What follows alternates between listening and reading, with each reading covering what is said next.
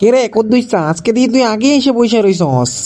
আরে এমনি বইছি, তেমন কিছু না, শুরু কর এখন। প্রথমে আছে কাঁকড়া, এরপরে আছে চিংড়ি মাছ, তারপরে আবার আছে শামুকের খোলস, আর আমি এই শামুকের খোলস নিমু।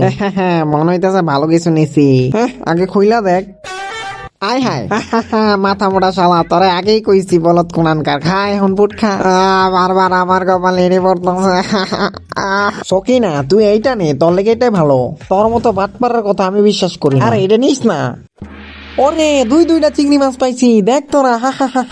আরে সকিনা, ভালো মতো দেখ, এটি তো পুট। হ্যাঁ, কি করছ তোরা? আয় হায় আল্লাহ, এটা তো সত্যিই পুট।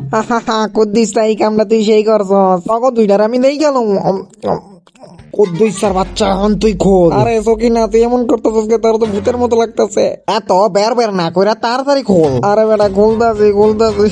তার আগে বন্ধুরা, এক পাশে আছে তোমার মা, যে কিনা দিনরাত তোমার জন্য কষ্ট করে, অন্য পাশে আছে সুপার গার্ল। তুমি কাকে বেছে নেবে? আমার মতো নিজের মাকে যদি আসল সুপার গার্ল মনে করো, তাহলে ভিডিওতে একটি লাইক করবে এবং কমেন্টে মা লিখে যাবে, আর চ্যানেলটি সাবস্ক্রাইব করে দিবে।